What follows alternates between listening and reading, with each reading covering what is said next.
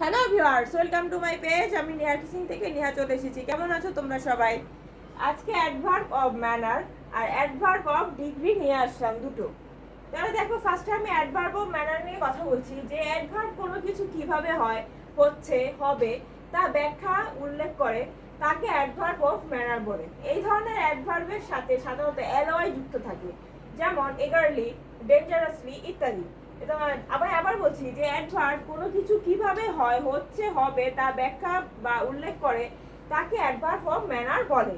এই ধরনের অ্যাডভার্বের সাথে সাধারণত এলওয়াই যুক্ত থাকে, যেমন এগারলি, ডেঞ্জারাসলি ইত্যাদি।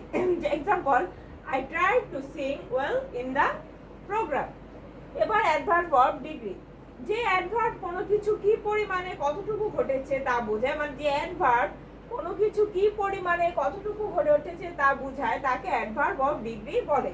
যেমন so, very, quite, really, too, almost, much, nearly ইত্যাদি কিছু বহুল ব্যবহৃত adverb of degree. Example, the work is almost done. তাহলে এই হচ্ছে আমি অ্যাডভার্ব অফ ম্যানার আর অ্যাডভার্ব অফ ডিগ্রি নিয়ে কথা বললাম। তা কার কেমন লাগে আমাকে জানাও। নেহা টিচিং পেজ যদি ভালো লাগে তাহলে লাইক, কমেন্ট, শেয়ার করো। YouTube channel Neha teaching channel subscribe করো। তো ওকে, ভালো থেকো সবাই। টাটা, নেক্সট ভিডিওতে আবার দেখো।